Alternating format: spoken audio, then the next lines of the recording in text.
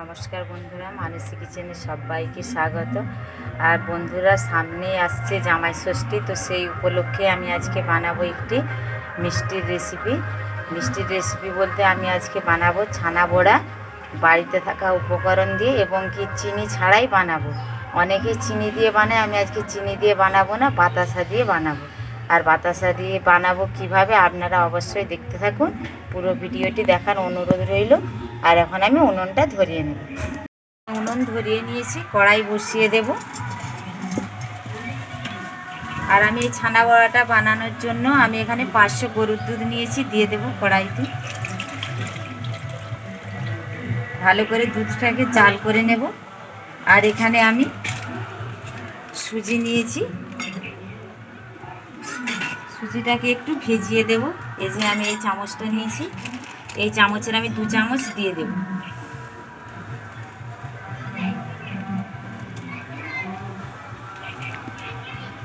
দেখুন 2 চামচ দিয়ে দিলাম।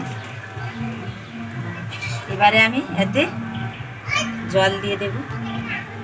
আমি কিন্তু খুব বেশি জল দেব না, অল্প পরিমাণে দেব। ছানা কাটাতে কাটাতে সুজিগুলো ভিজে যাবে। এদিকে দুধটাকে ভালো করে জাল করে নেব।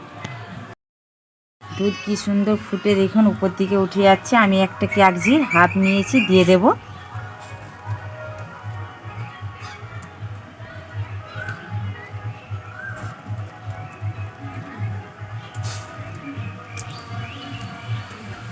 দেখুন কি সুন্দর ছানা কেটে যাবে একটু পরে।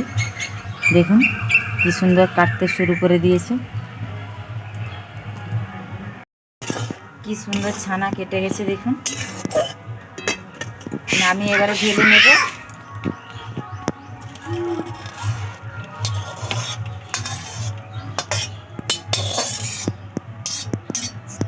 ছানাকে খুব ভালো করে ঠান্ডা করে নেব। ছানা বড়া কিন্তু অনেক রকমভাবে বানানো যায়, আমি আজকে পুরো খুব সহজভাবেই বানিয়ে দেখাবো। অনেকেই চিনির রস করে, আমি কিন্তু চিনির রস করব না, আমি আজকে বাতাসা দিয়ে করব। দিয়ে দিলাম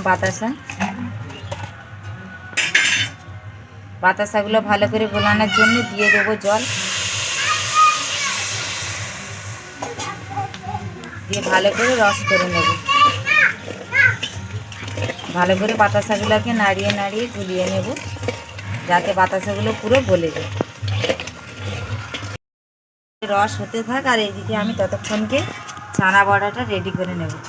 ছানা খুব ভালো করে ঠান্ডা করে নিয়েছি। আর বীজগুলো ছিল ফেলে দেব কাগজি। অবশ্যই কিন্তু আপনারা বানাবার সময় কাগজি দিয়ে যদি কাটান, তো কাগজির বীজগুলো ফেলে দেবেন।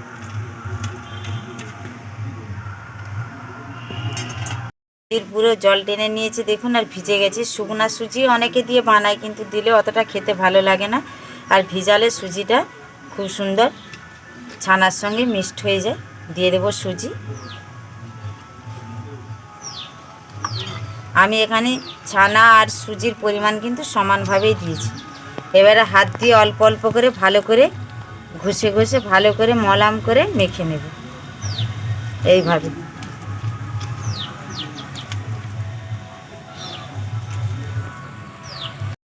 দেখুন পুরো আমার একদমই ছানা বড়া বানানোর ডোটা পুরো রেডি হয়ে গেছে। এবার ওইদিকে দেখে নেব রসটা কত দূর হইল। দেখুন এইদিকে আমার পুরো রস হয়ে গেছে, আর চ্যাটচ্যাটা ভাব কিন্তু চলে এসেছে। এবারে রসটা আমি নামিয়ে নেব।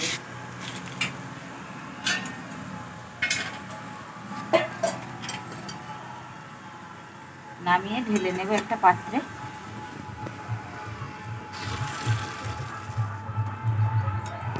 আবার কড়াই ধুয়ে পরিষ্কার করে বসিয়ে দিয়েছি। আমি এবারে তেলে ভাজবো, তো তাই আমি তেলটা দিয়ে দিলাম।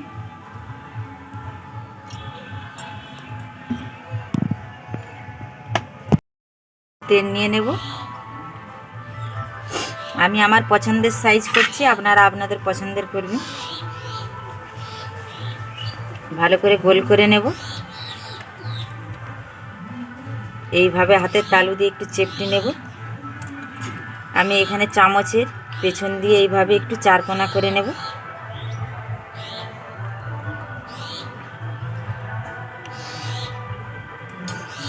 আমি আমার মতন পছন্দের শেপ নিয়ে নিয়েছি, আপনাদের পছন্দ মতন শেপ নেবেন। আবার একটা করে দেখিয়ে দিচ্ছি।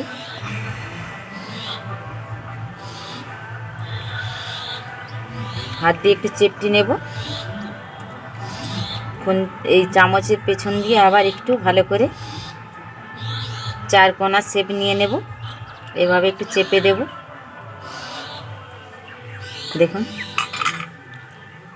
হয়ে গেল। এইভাবে আমি সবগুলো করে নিচ্ছি। সবগুলো আমার তৈরি হয়ে গেছে। দেখুন 500 দুধের ছানায় কতগুলো হয়েছে। আমি তেলও ভালো করে গরম করে নিয়েছি, দিয়ে দেব। তেলটা প্রথমে কিন্তু গরম করে নেবেন, তারপরে কিন্তু লো টু মিডিয়াম আছে ভাজতে হবে, নাহলে উপরটা পুড়ে যাবে, ভিতরটা কিন্তু হবে না, খেতে ভালো লাগবে না।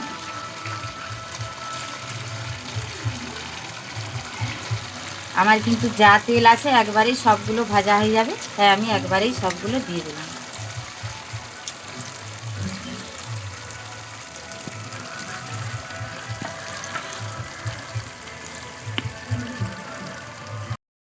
সুন্দর ফুলছে দেখুন বন্ধুরা। এবার ভালো করে উল্টে পাল্টে ভেজে নেব।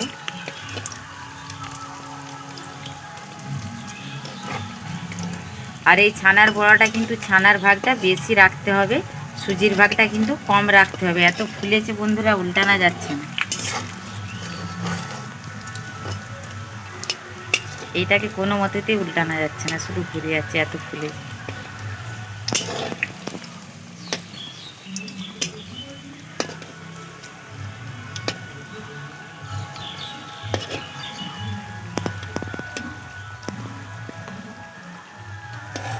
উল্টিয়ে পাল্টিয়ে পুরো লাল করে ভেজে নিতে হবে। আর কম আছে কিন্তু ভাজতে হবে। দেখুন আমার আঁচটা কত কমে আছে। ছানা বড়াগুলো দেখুন পুরো লাল লাল করে ভেজে নিয়েছি। আমি কিন্তু রসে ডুবাচ্ছি। আপনারা চাইলে যখন ছানাটা ভালো করে ময়াম করবেন, মানে দলে নেবেন, তখন হচ্ছে কিন্তু চিনির গুঁড়া, চিনিকে পাউডার করে দিতে পারেন। রসে দেবার দরকার নেই, সেটাও কিন্তু খেতে ভালো লাগে। আমি একবারে পুরো রসে দিয়ে দেবো।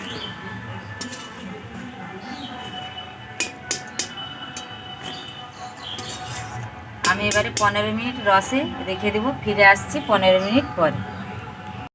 15 মিনিট পর ফিরে এলাম।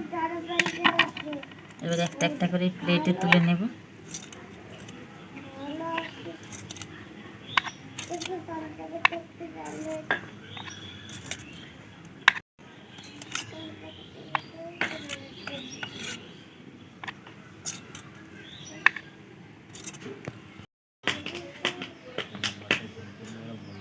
এবার খেয়ে বলবো। দেখুন আমি একটা কেটে আপনাদের দেখাচ্ছি।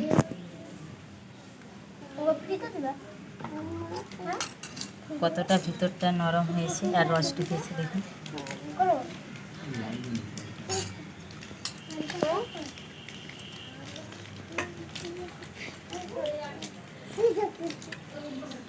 খেতে অসাধারণ লাগছে। বাতাসা দিয়ে বানিয়েছি, কিন্তু খেতে ভালো লাগছে। চিনির থেকে কোনো অংশে কম নেই।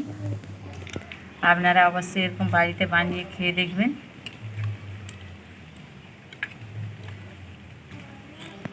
আমার এই রেসিপিটি কেমন লাগলো অবশ্যই আপনারা কমেন্টের মাধ্যমে জানাবেন। ভালো লাগলে একটা লাইক করবেন, বেশি বেশি করে শেয়ার করবেন, আর অবশ্যই বাড়িতে একবার হলেও বানিয়ে দেখবেন।